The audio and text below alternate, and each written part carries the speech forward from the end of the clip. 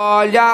a explosão quando ela bate com a bunda no chão, quando ela mexe com a bunda no chão, quando ela joga com a bunda no chão, quando ela sarra e o bumbum no chão, chão, chão.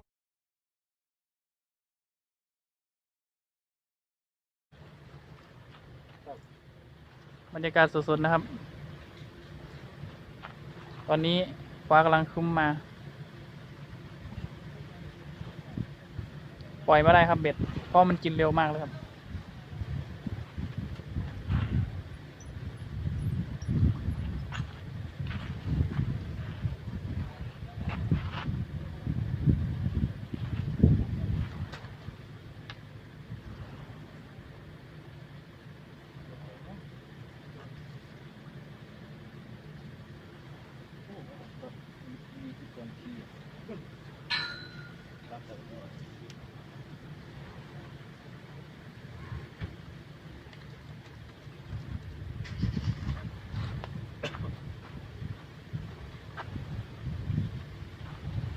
นี่ครับดูว่าจะใช้เวลาประมาณกี่นาทีนะครับ จะกินครับ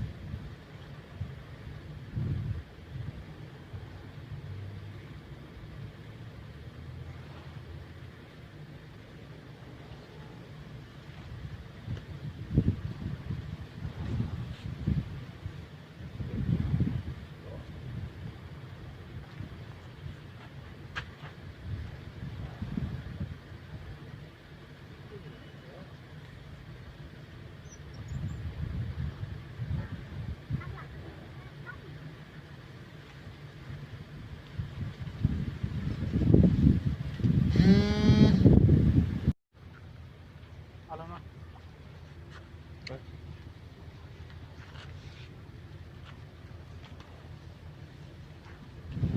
นี่ครับ ได้ขึ้นมาอีก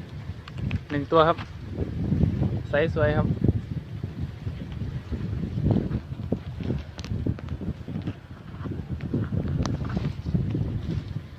อันนี้ราคาแพงนะครับ ตัวนี้ครับ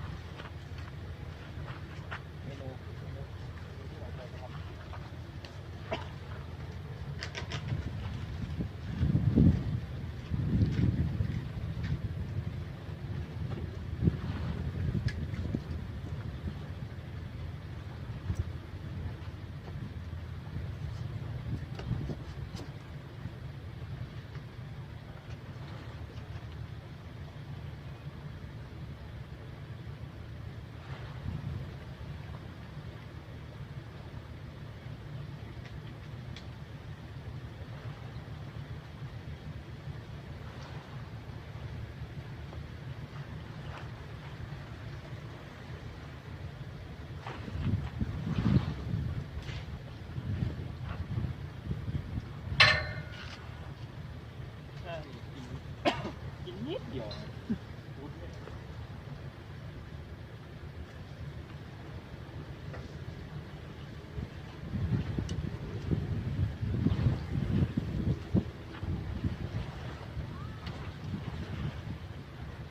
บรรยากาศสดๆนะครับเกาะลอยศรีราชานะครับ ฝาก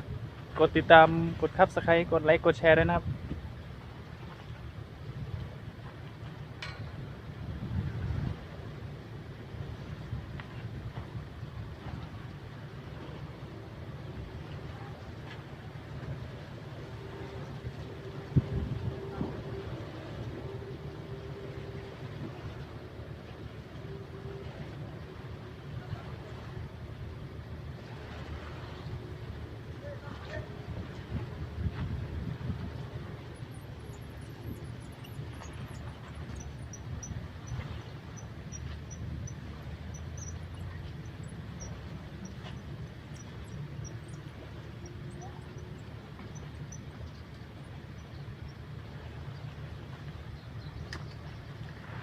ลุดไปแล้วนะครับพลาดแล้วครับ1 ตัว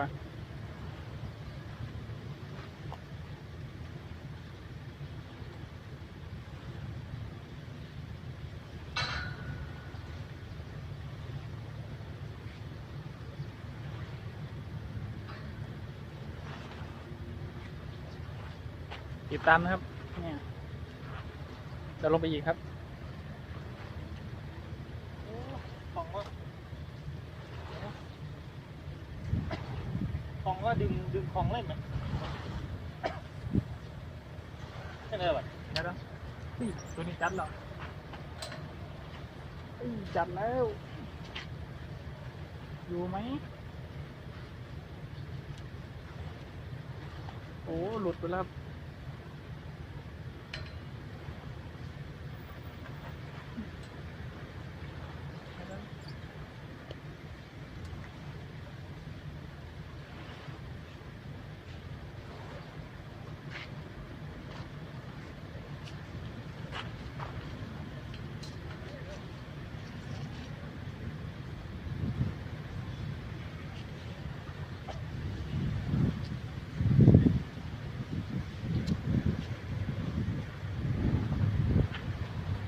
อยู่ไหมครับ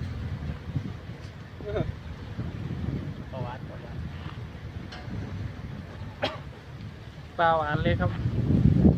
อยู่เฉยเลย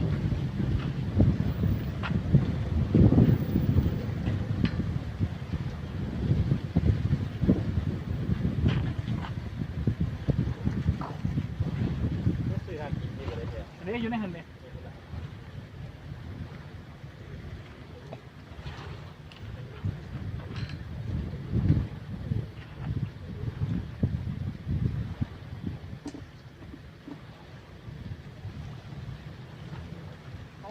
ขันแนวจัดขันแนว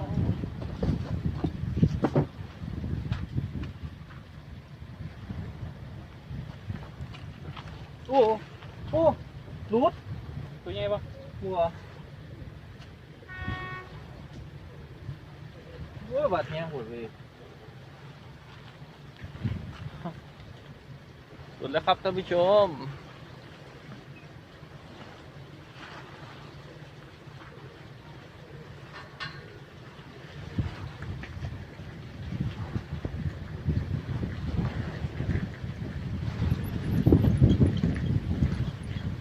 ขาดได้ไหม ข้ามนะใครอยู่ตะกัวยัง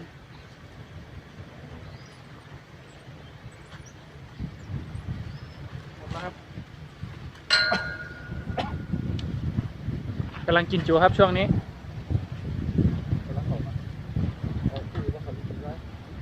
เอามาใส่เลย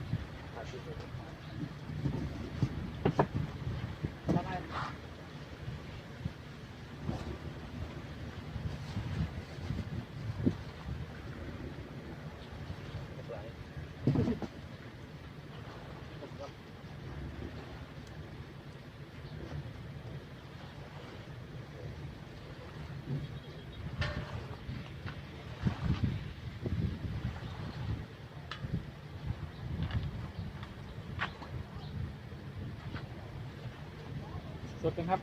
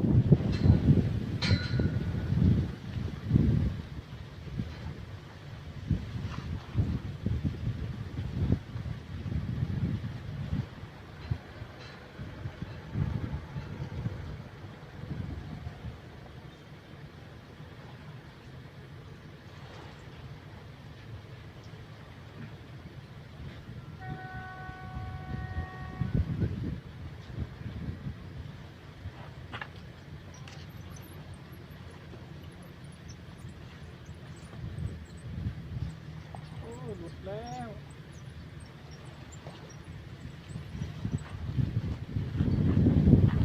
หลุดไป อีกแล้วครับ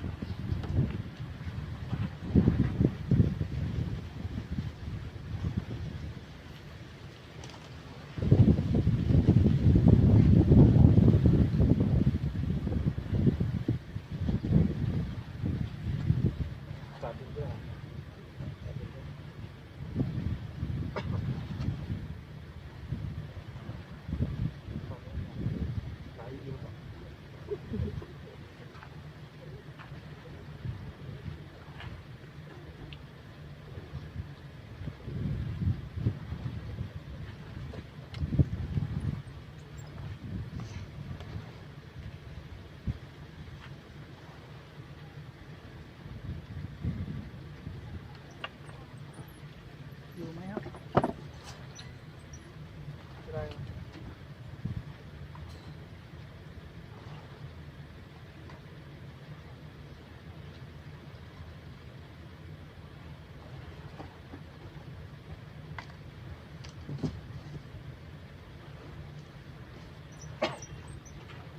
หลุดไปอีกแล้ว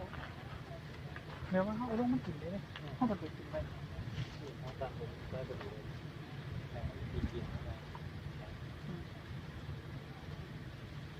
ขึ้นง่ายด้วยป่ะขึ้นนั่นนี่นะง่ายแล้วนะดีนั่นหรอขึ้นนี่เลยก็ดีมัน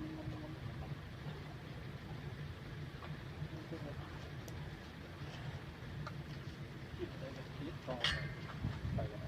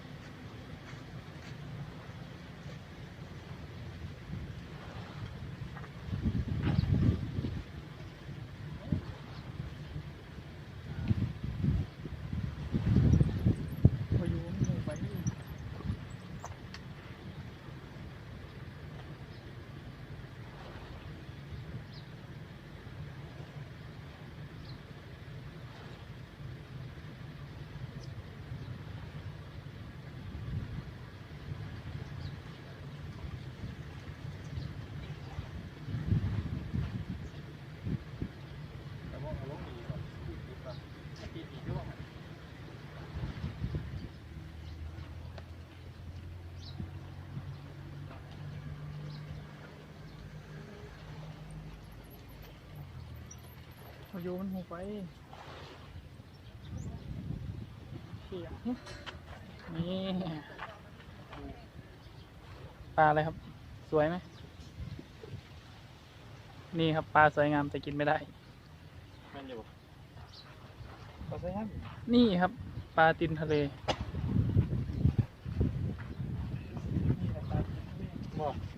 ปลาสวยงามไหม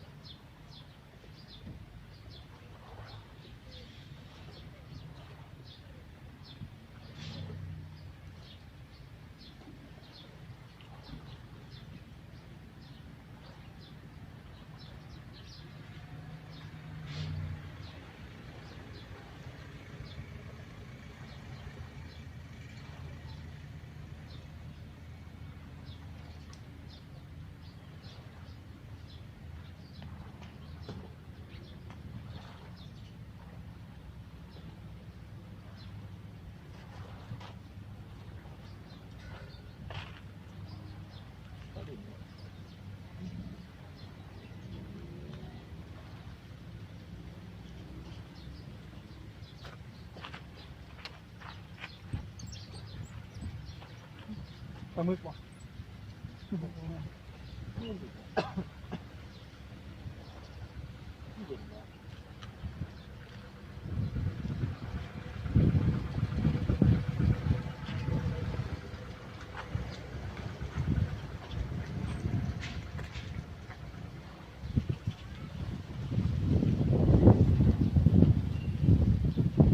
บรรยากาศ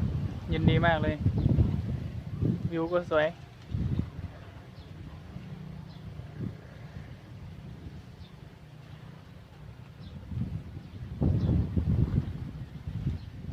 อยู่ไหม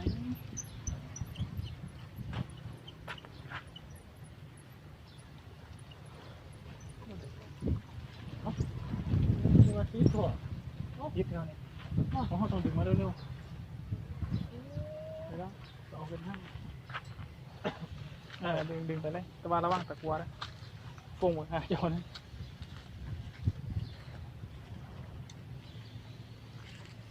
ได้ปะ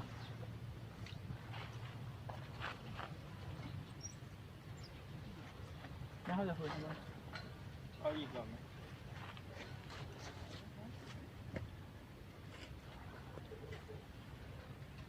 หาได้บอกบอก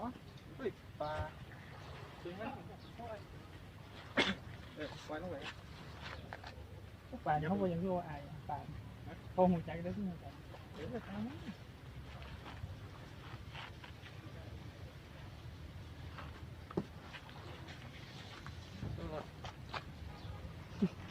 เขาอายวะโซ่ตัวอันนี้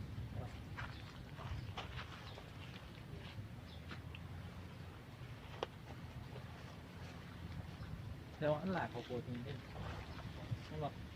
หลากของโปรตีนนั่นนี่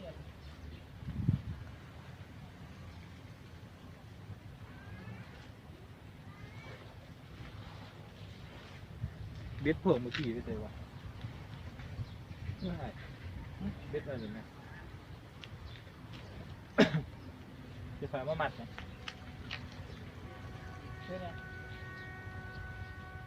เป็ดที่ผมเอามาต้นนะ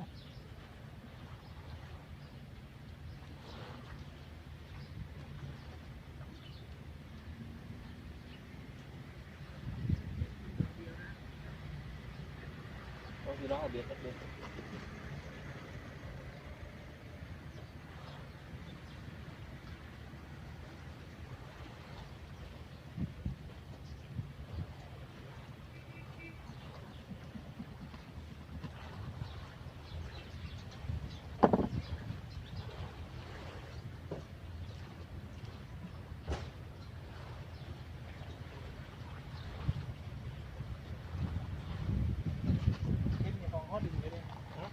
อันนี้ของเขาดื่มในเลยบอกผมมาอยู่เพราะมันแข็งเลยเฉพาะขั้นมันเขาซื้อมา1,700เลยบอกอันนี้ผมใส่เอ็นได้ปะบ่ได้อันนี้แมนต้องใส่เสื้อที่ว่านะเขาตัดเอาเลยตัดเอาประมาณเกือบหนึ่งกับอีกครึ่งหนึ่งไม่ได้ถุงมาแล้วนะ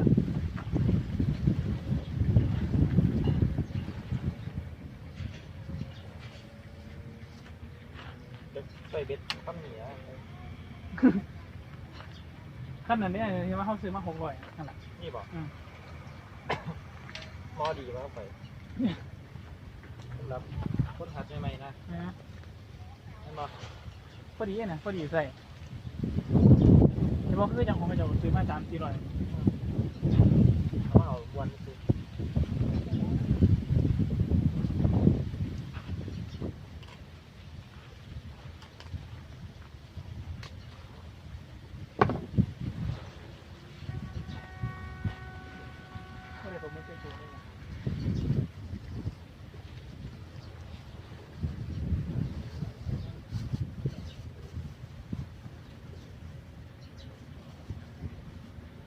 มาเบ็ดช่วย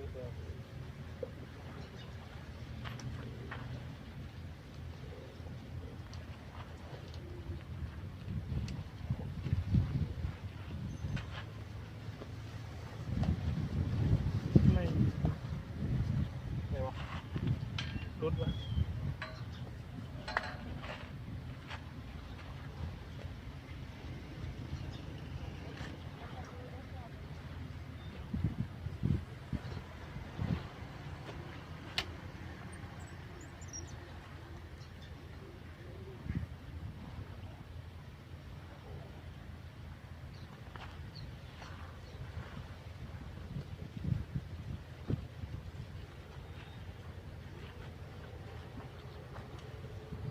นี่ครับได้มาอีกแล้วตัวหนึ่งเอาไปทอดกรอบครับอร่อยมากเลยครั้งก่อนมาก็ได้มีแต่แบบนี้เลยครับ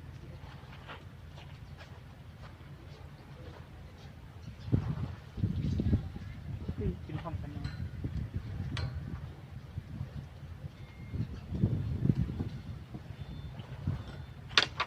หา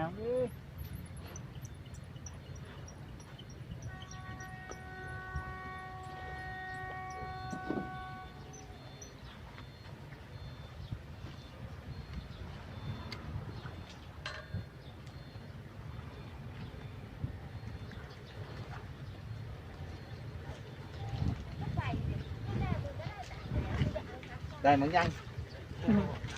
ได้ไหม ก็ได้อยู่ครับ ปลาอะไรอ่ะอ๋อเห็ดผลแล้วไม่ได้ตกปลาใหญ่เลยอ่ะ ไม่ครับ มันเข้ามาปลาใหญ่ปลาสากปลาอะไรพวกนี้ พวกปลาสายยังไม่เข้า ผมไม่เข้าอ่ะแต่มันก็เข้าเหมือนกันใช่ไหมบรรยากาศดีจริงๆนะ ว่ะบรรยากาศดีครับ บรรยากาศดีมากๆเลย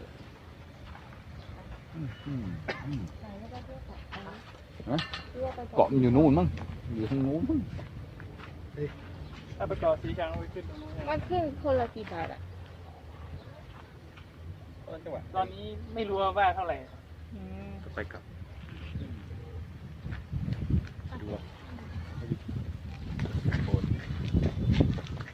ไอ้ที่เขาเหวี่ยงแหกันตรงนู้นเขาเหวี่ยงปลาอะไร ปลากระบอกครับ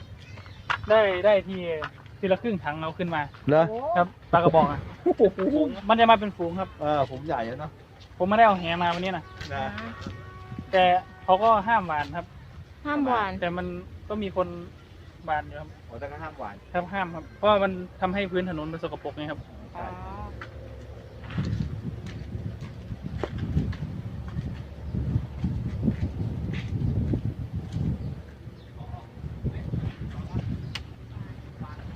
ดีว่า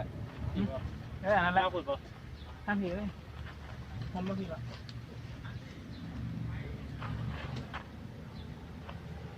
ไม่ออกกระแตที่โง่ไปไม่บอก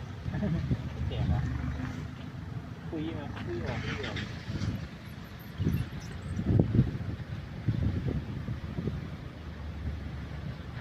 ครั้งหน้านะครับ เราจะมาหวานแหปลาทะเลกันนะครับทะเลใครดีทั้งหมดแบบ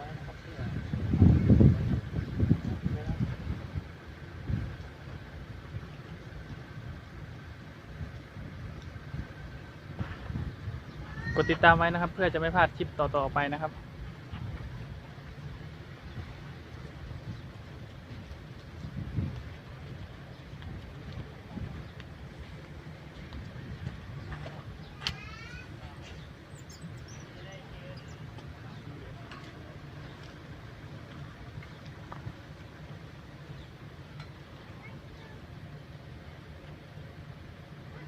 อ้าวจัดแล้ว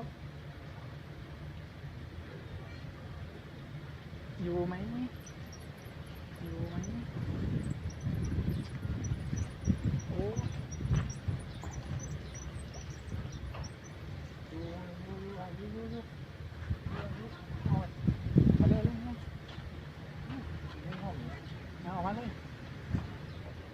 เอาครับคันนั้นก็กินอีกแล้วครับนึงครับ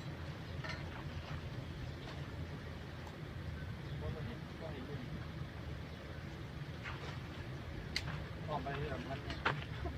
รอบอันนี้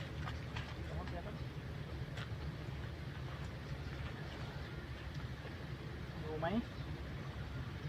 ว้าวใสสวยครับ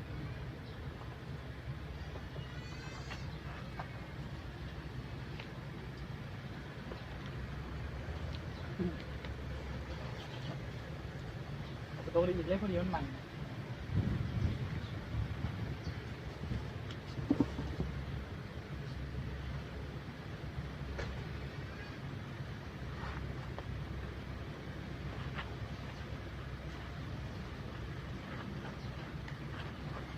นะครับติดตามกันต่อไป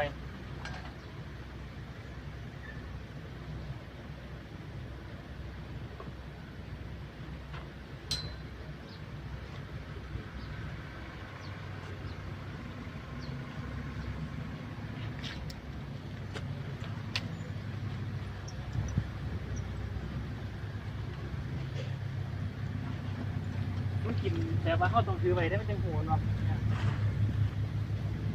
อันเอาแล้วจัดแล้วอยู่ว่า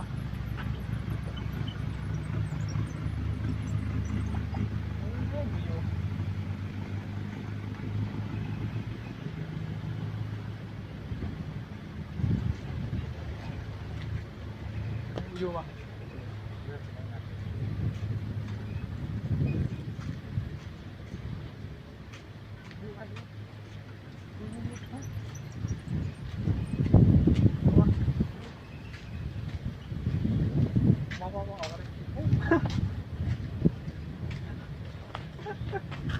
เขาบอกว่าออกรถเร็วนี่ไหม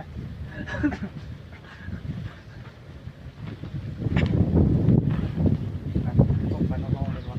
หรือว่าต้องดำอ่ะ มาข้างหน้าครับวานแหเดี๋ยวผมจะขับ BM มาวานแหว่าจะเป็นยังไงนะครับ แต่ละว่าไปนอก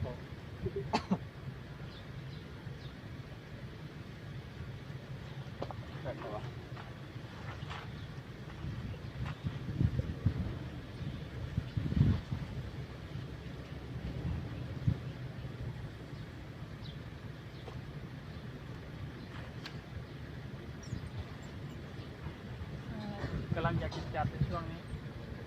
เดือดเนาะ จัดมาเลย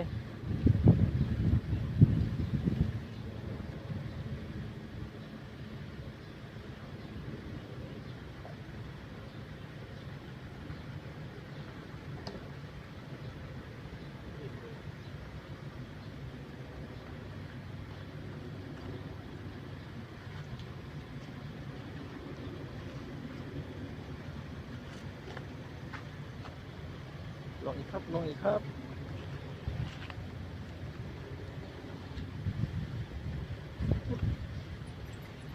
อยู่ไหมโอ้ไม่อยู่ครับ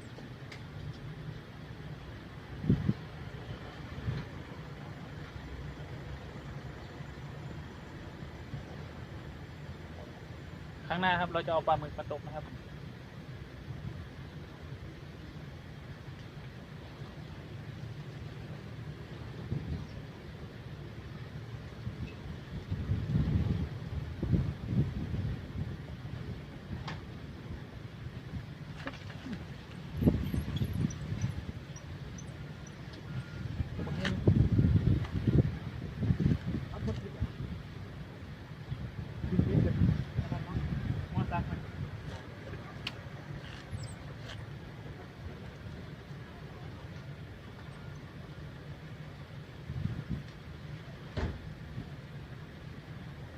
ปลามันกินดีอยู่เพียงแต่ว่าเข้าบวกหูสิ พวกเดิมก็ไม่ได้ติดเลย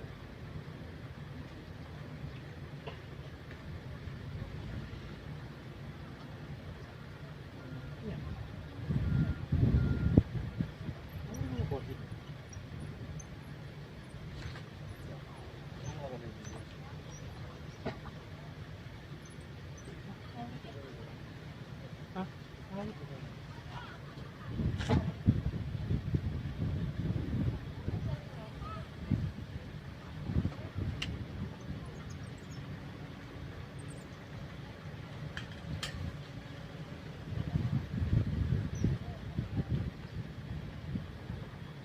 ก็อยากตกอยู่นะน้ำนะแต่มันไม่ตกอ่ะ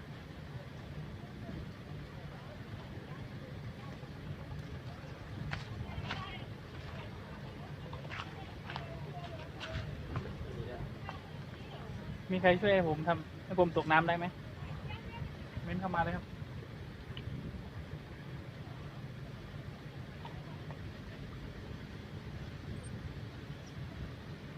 บรรยากาศสดๆ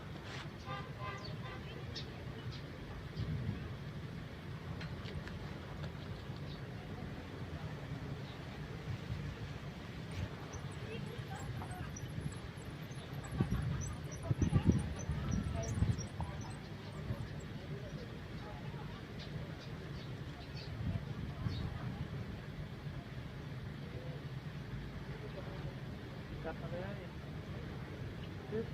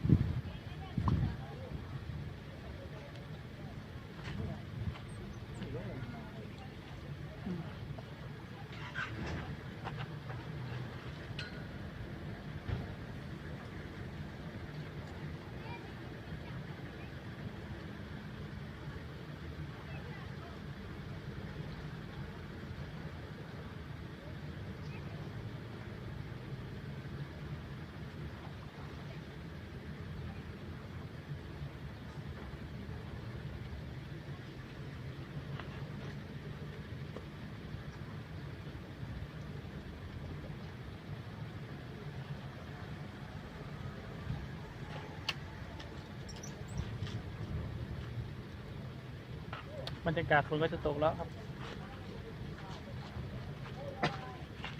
มันหอด40 นาทีไป อยู่ที่ไหนที่จะเล่าบอกอะไรลูกหลานที่แบบ 30 อยู่ในนี้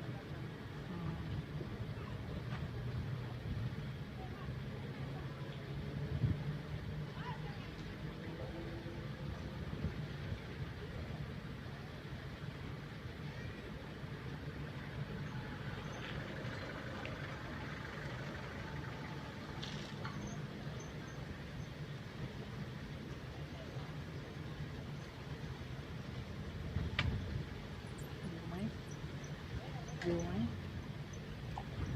หลุดอีกแล้ว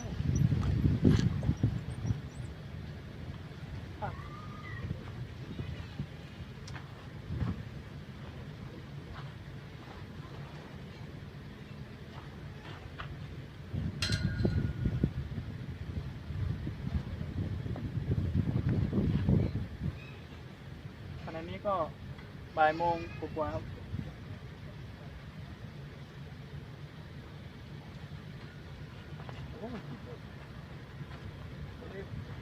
มันกินเร็วดีครับนี่ใกล้ๆครับใกล้ๆพอ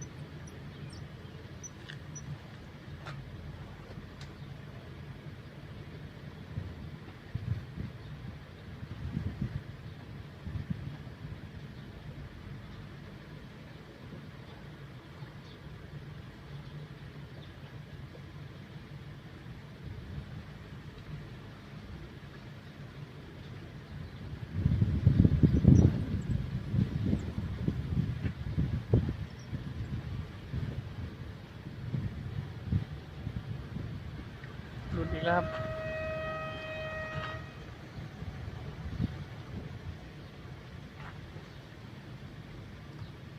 ยึดเลยแค่ตรงไหนมัน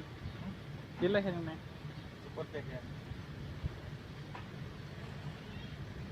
เขาจะพอขาดที่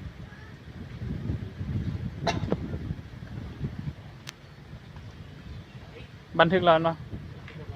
ยึดเลยบัน ฮะ ยึดเลย ก็อะไรบอก พอแล้วแล้วเขาจะไปตัดต่อเอง